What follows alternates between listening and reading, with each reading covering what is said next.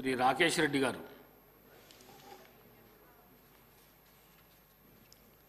ధన్యవాదాలు అధ్యక్ష. ఈరోజు ముందుగా ఈ 2 రోజుల నుంచి ఒక వందలాది ఫోన్లు వస్తున్నాయి అధ్యక్ష. నాకు అంటే ఎంటైర్ ఈ సభలో గల్ఫ్ రిటర్న్ నేను ఒక్కనే ఉన్నాను. గల్ఫ్లో కార్మికుడిగా పనిచేశాను. ఈ తెలంగాణ రాష్ట్ర 3వ శాసనసభలో ఒక గల్ఫ్ కార్మికుడిగా అడుగుపెట్టాను ఎమ్మెల్యేగా. ఎవరికి బట్టని ఎడారి బిడ్డల కథ 2 రోజుల నుంచి అధ్యక్ష. బాగా దుర్భరమైన జీవితాలు. ఇక్కడ చాలామంది దుబాయ్ వెళ్ళారు, నాకు తెలిసిన స్నేహితులు ఉన్నారు. బుర్జ్ ఖలీఫా చూసినారు, దుబాయ్ షాపింగ్ మాల్ చూసినారు. ఉత్తర తెలంగాణ శాసనసభ్యులు ప్రత్యేకంగా సోదరుడు శ్రీధర్ బాబు గారు కావచ్చు, పొన్నం ప్రభాకర్ గారు కావచ్చు, దుబాయ్ లేబర్ క్యాంపులలో కూడా తిరిగినారు చాలామంది. చాలా దారుణమైన పరిస్థితులు అధ్యక్ష. అక్కడ వాళ్ళ గురించి పట్టించుకునే వాళ్ళు లేరు. ముఖ్యంగా మా దురదృష్టం ఏందో ఈ 2 తరాలు వెంటాడుతుంది మమ్మల్ని. Only Karimnagar, Nizamabad maximum and old city. ఇప్పటికి అధ్యక్ష జగిత్యాల కన్నీళ్లు మొదలైతే అధ్యక్ష బొంబాయి బస్ బయలుదేరుతుంది. మెట్పల్లి, కొరుట్ల, ఆర్మూర్, నిజామాబాద్ దాకా తల్లులు బిడ్డలు ఏడవటం, భర్తలు కన్నీళ్లు కుక్కుకుంటూ బొంబాయి వెళ్ళి దుబాయ్ పోవటం అధ్యక్ష.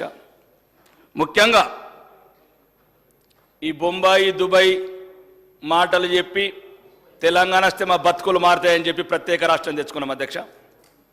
అప్పుడున్న గత ప్రభుత్వం కావచ్చు, ఇప్పుడు ప్రభుత్వం కావచ్చు, వాళ్లకు ప్రత్యేకంగా ఎన్నో సౌకర్యాలు కల్పిస్తామని చెప్పారు అధ్యక్ష.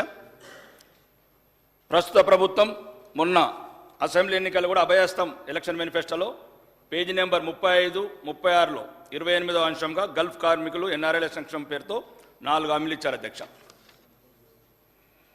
మరి ముఖ్యంగా మన గౌరవనీయ ముఖ్యమంత్రి గారు సెప్టెంబర్ ఈ మధ్య 4 మీటింగ్ కూడా పెట్టారు అధ్యక్ష. ఏప్రిల్ 16 నాడు గల్ఫ్ సంఘాల ప్రతినిధులతో జరిగిన సమావేశంలో మృతుల కుటుంబాలకు ఎక్స్గ్రేషియా ఇస్తామని సీఎం రేవంత్ రెడ్డి గారు ప్రకటించారు. ఈ బడ్జెట్లో కేటాయింపులు లేకుండా గల్ఫ్ సంక్షేమం ఎలా సాధ్యమవుతుందో మీకు ఒక్క విషయం చెప్తాను అధ్యక్ష. ఈ సభ ఈనని, తెలంగాణ ప్రజలు ఈనని ఒక్క సంఘటన చెప్తాను అధ్యక్ష. ఏ కుటుంబ సభ్యుడైనా చనిపోతే అధ్యక్ష ఒక్కరోజు ఏడుస్తాం అధ్యక్ష, 3 రోజులు ఏడుస్తాం అధ్యక్ష, 12 రోజులు ఏడుస్తాం అధ్యక్ష. కానీ మా ఉత్తర తెలంగాణ పల్లెలలో 6 నెలలు ఏడుస్తారు అధ్యక్ష. శవం ఎప్పుడు వస్తుందో తెలియదు అధ్యక్ష. పెట్టెల మూలుగుతూ ఉంటుంది. ఇక్కడ కన్నీళ్ళు ఎన్ని రోజులు ఏడవలు తెలియదు. కొద్దిగా దయచేసి దక్షిణ తెలంగాణ మంత్రులకు ప్రత్యేకంగా చెప్తున్నా, మీ ప్రాంతంలో గల్ఫ్ వలసలు లేవు. ఇంకా ఏ వలసలు ఉన్నా కానీ గల్ఫ్ వలసలు లేవు. మహబూబ్ నగర్ కావచ్చు, నల్గొండ కావచ్చు, ఖమ్మం కావచ్చు. మీరు దయచేసి 50 ఏళ్ళ కన్నీటి కథలు చదివిన అధ్యక్ష. ఇప్పటికి కూడా రోజు ఫోన్లు వస్తాయి మాకు. నిన్ననే రామ్నగర్ వెళ్ళాను. గౌరవనీయ గవర్నర్ బండారు దత్తాత్రేయ గారు బోనాలు ఫంక్షన్ పిలిచి వెళ్తాను అధ్యక్ష. అక్కడ సప్లై చేస్తున్న బాబు కామారెడ్డి అబ్బాయి నవీన్ అని, వాళ్ళ నాన్న 2 సంవత్సరాల నుంచి అడ్రస్ లేట అధ్యక్ష. సౌదీలో లంబాడోళ్ళ బంజారా పిల్లగాడు. ఎవరికి చెప్పాలో తెలియదు, ఎక్కడ ఏడాలో తెలియదు. పెట్టెలల్లో శవాలు, ఇండ్లల్లా ఎక్కడికి వెళ్ళాలి అధ్యక్ష? భార్య ఎన్ని రోజులు ఏడాలి? శవం వచ్చే వరకు ఇంట్లోకి వెళ్ళి బయటికి వెళ్ళరాదు. మనమంటే 12 రోజులు కాగానే కర్మ అయిపోయింది, ఎవరి పనులు వాళ్ళు చేసుకుంటారు. కొడుకు స్కూల్లోకి వస్తే మేము నాన్న శవం ఎప్పుడు వస్తుంది అంటారు. తల్లి బయటికి వెళ్తే నీ కొడుకు శవం ఎప్పుడు వస్తుంది అంటారు. 50 సంవత్సరాల కన్నీటి కథలు అధ్యక్ష ఇవి. బొంబాయి అన్నారు, దుబాయ్ అన్నారు, బొగ్గుబాయ్ అన్నారు. పోయినప్పుడల్లా ఎలక్షన్ వచ్చినప్పుడు దుబాయ్కి వెళ్తారు, లేబర్ క్యాంపులలో తిరుగుతారు, మీకున్నామంటారు. మళ్ళీ ఒక్కరు ఉండరు అధ్యక్ష. 15 లక్షల మంది సోదరులు మదని చెప్పినట్లు ఎవరు అధ్యక్ష? తెలంగాణ బడ్జెట్లో ఎటువంటి అవకాశాలు పొందిన వాళ్ళు, తెలంగాణ ప్రజాకర్షణ పథకాలలో ఎటువంటి బెనిఫిట్ పొందిన వాళ్ళు? 55 డిగ్రీల అధ్యక్ష ఎండలల్లా.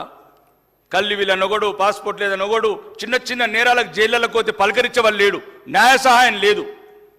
కాబట్టి అధ్యక్ష వాళ్ళ బతుకులు మారాలంటే నేను మొన్న సీఎం గారికి కూడా లెటర్ పెట్టాను అధ్యక్ష.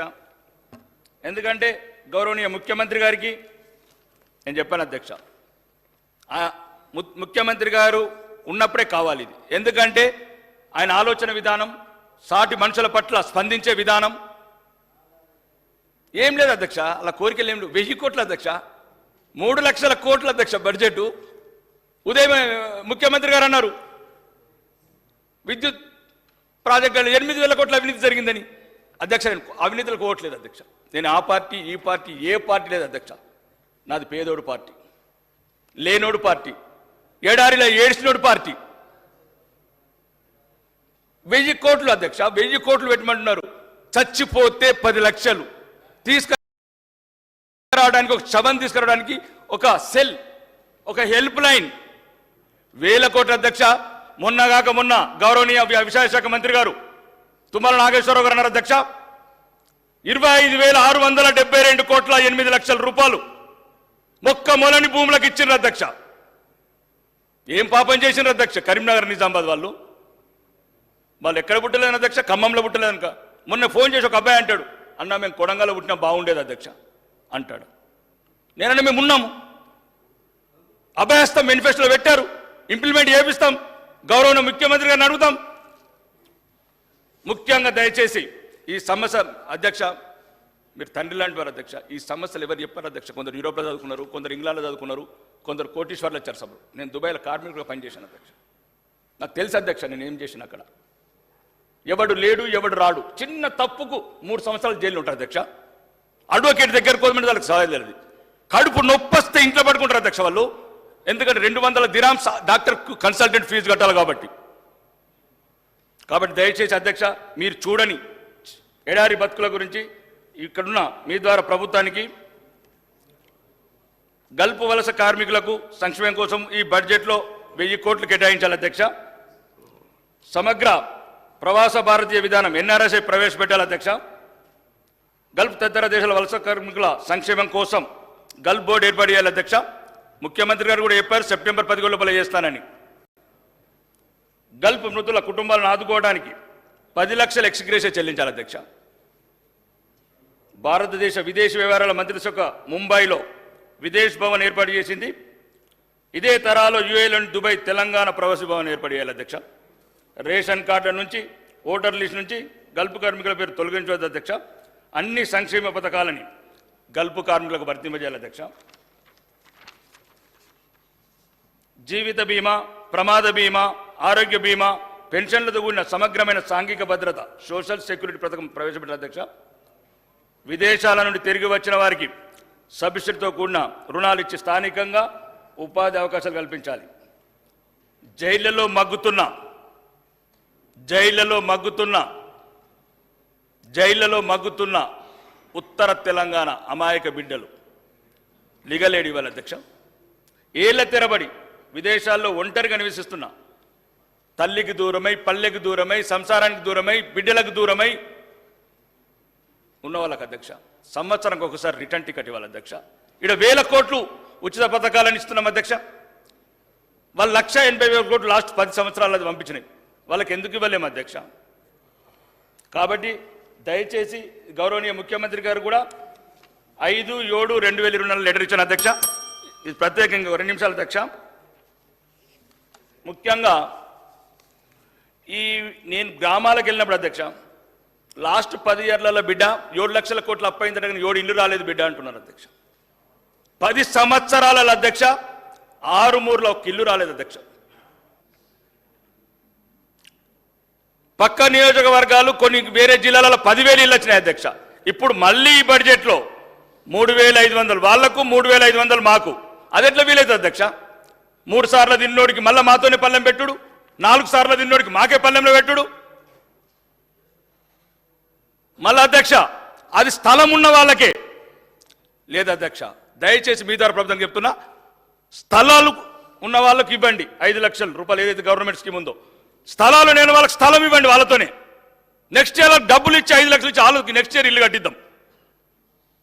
గౌరవనీయ ముఖ్యమంత్రి గారికి మంత్రులు కూడా చెప్తున్నా అధ్యక్ష, దారుణమైన పల్లెలల్లా పెన్షన్ 7 నెలలైంది 8 నెలలైంది అధ్యక్ష. ఒక్క పెన్షన్ ఇవ్వలేదు మేము, ఒక్క రేషన్ కార్డు ఇవ్వలేదు. దయచేసి గౌరవనీయ ముఖ్యమంత్రి గారికి వాళ్ళు అంటున్నారు అధ్యక్ష, మా స్కీమ్ల మీద కూడా ఒట్టు పెట్టుకుంటే బాగుండేదని. కాబట్టి దయచేసి సీనియర్ మంత్రులు ఒక్క నిమిషం అన్న, ప్లీజ్ ఒక్క నిమిషం నేనేం చెప్తాను అధ్యక్ష. నేను ఎవ్వరి మీద వ్యక్తిగతంగా విమర్శలకు అవసరం లేదు అధ్యక్ష. నేను ఏ గవర్నమెంట్ని విమర్శించను, ప్రతిపక్షం విమర్శించను. నాకు కావాల్సింది ప్రజల కన్నీళ్లు తుడిచే నాయకత్వం. నాకు పరిపూర్ణంగా నమ్మకం ఉంది గౌరవనీయ ముఖ్యమంత్రి రేవంత్ రెడ్డి గారి మీద. నిన్న కల్వకుర్తులు అడుగు పెడితే 309 కోట్లు ఇచ్చాడు అధ్యక్ష. నేను కూడా అన్నా, ఒక్క నిమిషం అన్నా, ఒక్కసారి ఆర్మూర్లో అడుగు పెట్టన్నా, ఒకసారి నందిపేటలో అడుగు పెట్టు. 50 ఊర్లలో ఒక కాలేజీ లేదు అధ్యక్ష, ఒక డిగ్రీ కాలేజీ లేదు. నేను అన్ని 22 లెటర్లు రాశాను గౌరవనీయ రేవంత్ రెడ్డి గారికి, ముఖ్యమంత్రి గారికి. 22 లెటర్లు. ఒక్క నిమిషం దయచేసి ప్లీజ్. ఉత్తమ్ కుమార్ రెడ్డి గారికి మంత్రి గారు రాశాను, సీతక్కకు రాశాను. దయచేసి నేనేం అంటలే అధ్యక్ష, పేదలకు ఇల్లు అధ్యక్ష. 10 సంవత్సరాల అధ్యక్ష 525 ఇల్లు అధ్యక్ష. అందులో 400 సెమీ ఫినిష్ అధ్యక్ష. 100 ఇల్లు కూడా కంప్లీట్ కాలేదు. అది నేను పుట్టిన ఊర్లో అంకాపురం గ్రామంలో నేను పుట్టిన అధ్యక్ష. నేను ఎలాగానే ఎమ్మెల్యే గెలవని అందరూ వచ్చారు. 10 సంవత్సరాల చెల్లున్నది, 10 సంవత్సరాల చెల్లిన 88 ఇల్లు అధ్యక్ష. ఇన్ఛార్జ్ మంత్రి ఇబ్బంది పడు. నేను కూడా రిచ్ అన్నా. నేను ఊరికొక్కరు రిచ్ అనేంత అందరూ పేదవాళ్ళందరూ రిచ్ గారు. 80 సంవత్సరాల వృద్ధులు బస్ స్టాండ్లలో ఇల్లు లేకపోయాడు. నేను మొన్న ఇన్ఛార్జ్ మంత్రి వచ్చి నిజామాబాద్ అడిగాను, సచ్చే ముందు ఇల్లు ఇవ్వండి. రాజకీయాలు ఇటు తిట్టుకుంటూ అటు తిట్టుకుంటూ లక్షల కోట్ల అప్పు తెచ్చుడు, 3 లక్షల కోట్ల బడ్జెట్ తెచ్చుడు. ఎవరికి అధ్యక్ష ఇది? ఉన్నోడు అవుతున్నాడు, లేనోడు అవుతున్నాడు. ఏమడుగుతున్నారు వాళ్ళు? పెన్షన్ అధ్యక్ష. 4 అంతస్తున్నోడు పెన్షన్ వస్తుంది, గుడిసెలు ఉన్నాడు పెన్షన్ రాదు. ఇదేం ప్రభుత్వం అధ్యక్ష? ఎక్కడొక్కసారి మార్చండి అధ్యక్ష. మీ ఆయంలో గౌరవనీయ ముఖ్యమంత్రి గారు మీ ద్వారా చెప్తున్నా అధ్యక్ష, నాకు ఎటువంటి అన్ని లెటర్లు ఇచ్చాను. ఇంటిగ్రేటెడ్ మోడల్ స్కూల్ కూడా నేను అమెరికా వెళ్ళేటప్పుడు ప్రత్యక్షంగా కలిశాను ముఖ్యమంత్రి గారిని. ముఖ్యమంత్రి గారు ఏమన్నాడు? రాకేష్ నీ దగ్గర ల్యాండ్ ఉంది అన్నాడు. రెడీ ఉంది బైసాబ్ అని చెప్పాను మంత్రి గారికి, ముఖ్యమంత్రి గారికి. అమెరికాకి వెళ్ళి నేను ఎయిర్పోర్ట్కి వెళ్ళి ఇంటికి వెళ్ళలేదు అధ్యక్ష. చక్కగా ఎయిర్పోర్ట్ పోయాను, సెక్రటరీ వెళ్ళాను అన్న. వెళ్ళేటప్పుడు ముఖ్యమంత్రి గారు చెప్పారు, ఓఎస్డీ గారు అజిత్ రెడ్డి గారు ఎమ్మెల్యే గారు రిక్వెస్ట్ తీసుకొని కన్సిడర్ చేయని చెప్పాడు. పోగానే అజిత్ రెడ్డి గారు ఏం చెప్పారు అధ్యక్ష? ఎవరో కన్సల్ట్ సెక్రటరీకి ఫోన్ చేసి ముఖ్యమంత్రి గారు ఇచ్చారు, ఏదైతే కొడంగల్తో పాటు ఆర్మూరు కూడా పైలట్ ప్రాజెక్ట్ తీసుకోమని చెప్పారు ముఖ్యమంత్రి గారు. వెళ్ళాను, అక్కడ ఎవరో సెక్రటరీ వెళ్తే దండం పెట్టాను. అమ్మ 5,000 మంది బిడ్డలు, 5,000 మంది బిడ్డలు అద్దె కుంపలలో అంటున్నారు అని చెప్తే, లేదు రాకేష్ అని చెప్పిన తర్వాత మళ్ళీ కాగానే అది మదిరకి వెళ్ళిపోయింది. నేను మదిరకి వెళ్ళిపోయినా ఏమలేదు. బట్టి విక్రమార్క ముఖ్యమంత్రి అన్న మీరు 2 తీసుకున్నా పర్వాలేదు, 3వది నాకు ఇవ్వండి అన్న. పైలట్ ప్రాజెక్ట్ మీరు 40 ఇస్తున్నారచ్చు అధ్యక్ష, 40 ఇస్తున్నారచ్చు, కానీ పైలట్ ప్రాజెక్ట్ నాకు కూడా కావాలి. అప్పుడు మళ్ళీ చెప్పాను, వెంటనే కలెక్టర్కి పోయి దండం పెట్టాను అధ్యక్ష. సార్ నాకేమది సార్ 5 ఏళ్ళు, నేను ఎక్కడ కూడా చెప్పాను ముఖ్యమంత్రి గారికి వేదిక ద్వారా కూడా చెప్తున్నా అధ్యక్ష, నా సొంతానికి 5 ఏళ్ళలో ఎవరి దగ్గరికి రాను. అయితే 20 ఎకరాలు ఇచ్చి నేను సీఎం గారికి ఇచ్చాను, ఉప ముఖ్యమంత్రి గారికి ఇచ్చాను. అధ్యక్ష పేద పిల్లల మీద కన్సిడర్ చేయండి. రెండోది ఏదేదైతే రిక్వెస్ట్ చేశానో గౌరవనీయ ముఖ్యమంత్రి గారికి ఇప్పటివరకు 22 లెటర్లు పెట్టిన అధ్యక్ష. 50 ఊర్ల డిగ్రీ కాలేజీ లేదు, 5 మండలాల్లో జూనియర్ కాలేజీలు లేవు, హాస్టల్స్ లేవు. మరి ఇంకొక దరిద్రం అధ్యక్ష, మీ ద్వారా ఇంకా కంపల్సరీ చెప్పాలి అధ్యక్ష. నేను ఇది 1974లో కట్టిన ఒక హాస్టల్ అధ్యక్ష ఐలాపూర్లో. గోడలు కూలిపోతున్నాయి సార్, స్లాబ్ కూలిపోతుంది. బిక్కుమంటున్నారు బిడ్డలు. ఒక్క నిమిషం దయచేసి. నేను కొడంగల్ అతను గాను, నేను ఆర్మూర్ అతను. నేను ఖమ్మం జిల్లాలో పుట్టలేదు. నేను మీలాగా సీనియర్ మంత్రులు అయితే నాకు బాగుండేది, నేను ఏదో సాయం చేశాను. ఒక్కటి అధ్యక్ష, దయచేసి మీరు ఇప్పుడే ఈ సభ నుంచి చెప్తున్నా, దయచేసి పార్టీలకు అతీతంగా వెళ్ళండి. ఇది బంగారు తెలంగాణ, తుప్పు పట్టిన తెలంగాణ. ప్రతి స్టీలు, ప్రతి పిల్లర్ సగం ఇరిగిపోయింది అధ్యక్ష. వీడియో పెట్టాను ముఖ్యమంత్రి గారు, వీడియోలు కూడా పెడుతున్నాను మధ్యన. దయచేసి మా బట్టి విక్రమార్క అన్నకు పెట్టిన అన్న, మనం ప్రజాభవన్లు ఉండడం కాదన్న. 50 ఏళ్ల కింద బిల్డింగ్లు కూలిపోతున్నాయి. దళిత బిడ్డలు ఎవరికి చెప్పుకుంటారు అధ్యక్ష? ఎవరుంటారు ఈ హాస్టల్లో? ఏ రెడ్డిలు ఉంటారు, ఏ ఎల్మదొరలు ఉంటారు? రెడ్డిలు ఎల్మదొరలు అంతా ఇంటర్నేషనల్ స్కూళ్ళలో ఉంటారు. ఏం చెప్తాం అసలు? ఎవరుంటారు అధ్యక్ష? ఇక్కడ ఎవరుంటారు? ఆ స్కూళ్ళల్లో ఎవరుంటారు? బాత్రూములు ఉండవు, కాంపౌండ్ వాళ్ళు ఉండరు, టీచర్లు ఉండరు. ఎక్కడికి పోతున్నాయి ఈ మధ్యన మొత్తం 10 చోటుకు పోతున్నాయి. సార్ ఫస్ట్ టైం వచ్చింది ఎమ్మెల్యే మొన్న కాక మొన్న అధ్యక్ష. ఇప్పుడు ఉద్యోగాలు అంటారు వీళ్ళు. టామ్కమ్ గవర్నమెంట్ తెలంగాణ గవర్నమెంట్దే ఉంది. దాన్ని డెవలప్ చేయండి, దాన్ని ఇంప్రూవ్ చేయండి. యూపీ నుంచి 9,000 మంది సెలక్షన్ అయ్యారు. 1,38,000 జీతం అధ్యక్ష ఇజ్రాయిల్లో. లెంకండి అధ్యక్ష, వెతకండి అధ్యక్ష. రాజకీయం అధ్యక్ష, రాజకీయం ఉంటుంది. ఇలా వాళ్ళని తిట్టుకుండు, ఇలా వీళ్ళని తిట్టుకుండు. ముఖ్యమంత్రులు మాజీ ముఖ్యమంత్రులు అవుతాం, ఎమ్మెల్యేలు మాజీ ఎమ్మెల్యేలు అవుతాం. ఎవరు శాశ్వతం అధ్యక్ష? ఎక్కడ చూసినా నేనేం తప్పు పట్టలేదు అధ్యక్ష. దయచేసి నాకు 10,000 ఇల్లు ఇప్పటికి 10 సార్లు అడిగాను, 10 లీటర్లు వేయండి అధ్యక్ష. నేను అనేది ఏమంటే అధ్యక్ష, గత ప్రభుత్వంలో ఒక కిల్లియలేదు అధ్యక్ష. 7 లక్షల కోట్లు అప్పయింది. ఈ 5 నెలలు మళ్ళీ కాదు, మళ్ళీ 12 లక్షల కోట్లు అప్పవుతుంది. మా నాన్న పుట్టాడు 4 ఎకరాలు అమ్మాడు, నా కొడుకు నేను పుట్టాను 2 ఎకరాలు అమ్మాను, నా కొడుకు పుట్టాడు 2 ఎకరాలు అయిపోయింది. సగమేమో గత ప్రభుత్వం అమ్మేసింది, సగమేమో మీరు అమ్మేయండి. మళ్ళీ వచ్చినాక ఆడమెత్త మరి తర్వాత ఎట్లా మనం అమ్ముకుందామా? ఈస్ట్ ఇండియా కమ్మినట్టు దేశాన్ని అమ్ముకుందామా? దయచేసి నేను తెలంగాణ శాసనసభ్యుడిగా మాట్లాడుతున్నా, ఉత్తర తెలంగాణ బిడ్డగా మాట్లాడుతున్నా. నాకు వాటా ఉంది రాష్ట్రంలో. మీరు తెచ్చే అప్పులలో ఉంది, నాకు వచ్చే సంపాదన ఉంది. మోడీ అయితే ఇంకా వేరే సమస్యలు మాట్లాడదాం. కాశ్మీర్కి 48,000 కోట్లు ఇచ్చారు, అది వేరే మాట్లాడదాం. దయచేసి ఇట్లెందుకు అన్నాం నన్ను? మేమేమంటున్నాం? నాకేమన్నా బిల్లు ఇవ్వమన్నా? కాంట్రాక్ట్ ఏమన్నా బిల్లు ఇవ్వమన్నా? ఎస్సీ బిడ్డలు అధ్యక్ష, మీరు దయచేసి మీరు పర్యటన పెట్టుకోండి ఐలాపూర్కు. మీరు దయచేసి మీ దండం పెడతాను. మీరు ఐలాపూర్కి వెళ్ళిన తర్వాత తెలంగాణ పరిస్థితి ఏర్పడుతుంది. ఇది బంగారు తెలంగాణ, ఇది తుప్పుబట్ల తెలంగాణ, లేకపోతే 3 లక్షల కోట్ల బడ్జెట్ తెచ్చుకొని ఏసీ రూమ్లలో గుర్తున్నాం మనం.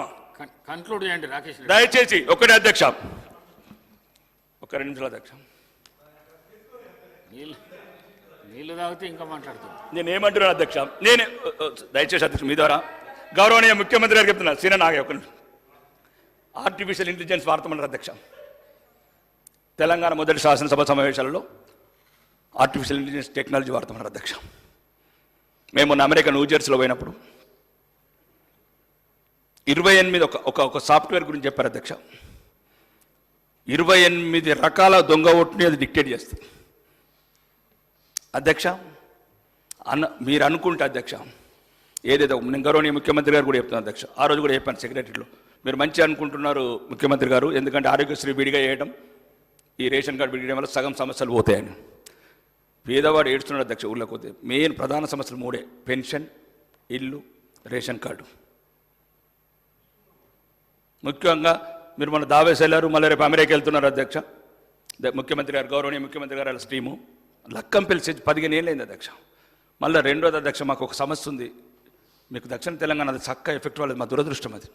మళ్ళీ ఇంపాక బూట్ల సప్పుళ్ళు, ములుగులో మళ్ళీ సప్పుడు అయింది ఎన్కౌంటర్. మాకు ఎన్కౌంటర్ అయినప్పుడు భయం పడుతుంది అధ్యక్ష. ఆ శవాలు అట్లనే ఉన్నాయి, ఎన్కౌంటర్లో చచ్చిపోయిన బిడ్డలు. మీకు కొన్ని తెలియదు. కాశ్మీర్లో ఉన్నోడికి ఎండ తెలియదు, రాజస్థాన్లో చలి తెలియదు. కాబట్టి నేనేమంటాను అధ్యక్ష, కొద్దిగా మా కన్స్ ఎక్కడైతే వెనుకబడుతున్నామో మీరు చూడండి. నేనేం అడుగుతలేను. సెజ్ లాంటి స్పెషల్ లక్కంపల్లి సెజ్ ఏదైతే ఉందో, మీరు ఇప్పుడు విదేశాలకు వెళ్తున్నారు అధ్యక్ష. వీళ్ళు కలుస్తారు కూడా, వాళ్ళు ఎవరైతే ఉన్నారో ప్రమోటర్స్. నేను మొన్న వెళ్ళినప్పుడు 8 ఇండస్ట్రీలు, శ్రీధర్ బాబు గారు కూడా అమెరికాలో అట్లాంటి కలిసినాం. 8 ఇండస్ట్రీలు పెడతామన్నారు అధ్యక్ష. మీరు ఏదైనా గవర్నమెంట్ తరపు నుంచి వాళ్ళకి ఏమన్నా సబ్సిడీస్ కావచ్చు, ఇంకేదైనా కావచ్చు, దయచేసి అవి ఇవ్వండి.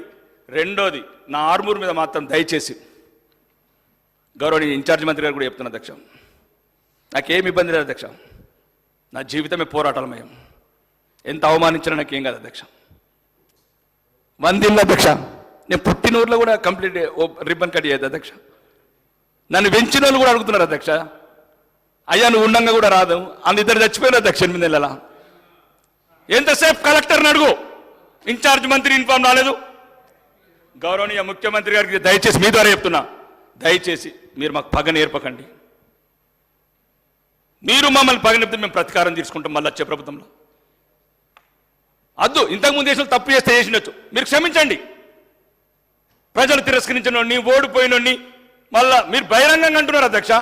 ఓడిపోయినాడు ఎమ్మెల్యే అంటే అక్కడ ప్రతి ఒక్కడు మమ్మల్ని ఇంకో రకంగా చూస్తున్నాను. నేనంటే మేము రెడీ టు ఫేస్. 1000 అవమానాలను పొందిన అధ్యక్ష. నేను గల్ఫ్ ఎండలలో పనిచేసినోని, డ్రైవర్ పనిచేసిన అరపోలు ఇంట్లో. నాకేమైతే అధ్యక్ష ఈ అవమానం? గౌరవనీయ ముఖ్యమంత్రి గారు ఓడిపోయినాడే ఎమ్మెల్యే అంటే వాళ్ళు ఎట్లా అధ్యక్ష మా పరిస్థితి? నేనేమంటా అధ్యక్ష, మీరు గౌరవంగా చెప్తున్నాను, ఇంతకుముందు చేసిన వాళ్ళు తప్పు చేసినచ్చు అధ్యక్ష. కానీ దయచేసి మీరు రాజ్యాంగ విలువల్ని కాపాడండి, ప్రజాస్వామ్యాన్ని కాపాడండి. ఈ ఇన్ఛార్జ్ మంత్రులను పెట్టి మళ్ళీ అదొక రకమైన ఒక టార్చరు, ర్యాగింగు. ఏదడిగినా ఇన్ఛార్జ్ మంత్రి, ఆ కలెక్టర్లు భయపడతారు, కమిషనర్లు భయపడతారు. ఒకటి అధ్యక్ష, నేను నా కాన్స్టిట్యూన్సీలో చెప్పిన, దయచేసి అవినీతి అధికారులు వేయకండి. నేను అవినీతి చేయదలుచుకోలేదు. 15 లక్షలు తీసుకుని రాత్రి, మళ్ళీ రాత్రి ట్రాన్స్ఫర్ అవుతాడు. ఒకటే రాత్రి ఎమ్మెల్యే స్ట్రిక్ట్ ఉన్నాడు. నేనేం చేస్తా స్ట్రిక్ట్ అధ్యక్ష? కాబట్టి దయచేసి గౌరవనీయ ముఖ్యమంత్రి గారికి, మీకు జిల్లా నుంచి ఏమైనా ఇన్ఫర్మేషన్ ఉన్నా నా వల్ల దయచేసి నాకు కావాల్సింది పేదవాడు. నేను మిమ్మల్ని అడిగినా కూడా ఆ రోజు మీకు లెటర్ పెట్టినా, మీరు ఎట్లయితే కొడంగల్ 1424 కోట్లు కొండవారు తప్పట్లేను, మీరు ఎంత కొండవారు అధ్యక్ష, మాకు కొంత ఇవ్వండి. నిన్న కూడా 309 కోట్లు అధ్యక్ష.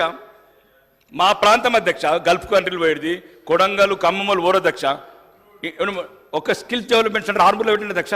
కరీంనగర్కు నిజామాబాద్ బోధన్ మధ్యన ఉంటుంది అధ్యక్ష. మాది ల్యాండ్ ఉన్నది, పెట్టండి అధ్యక్ష.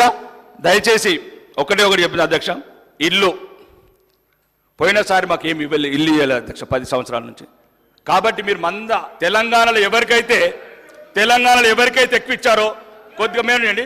మాకు ఒక సీనన్న, ఒక ఇల్లు ఒకటి, పెన్షన్లు ఒకటి, రేషన్ కార్డులు ఒకటి, ఏ టెక్నాలజీలు వాడతారో వాడండి, అర్హులకు మాత్రం ఇవ్వండి.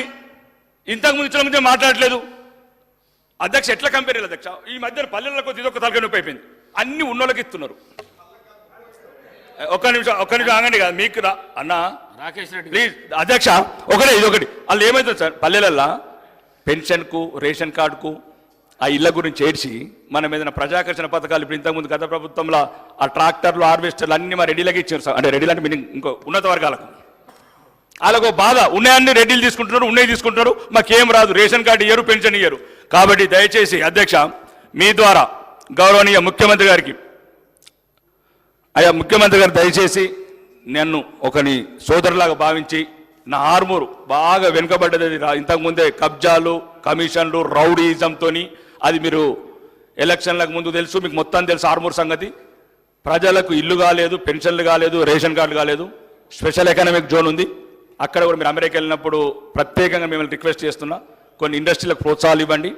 ముఖ్యంగా ఏ రకంగా మీ ప్రభుత్వానికి మమ్మల్ని ఒక శాసనసభలో గౌరవించండి, అప్పుడే ఈ ప్రజాస్వామ్యం పరిధిల్తుంది. ఈ అవకాశం ఇచ్చిన మీ అందరికీ ధన్యవాదాలు అధ్యక్ష. మీకు మరీ ధన్యవాదాలు. శ్రీ కూనమనేని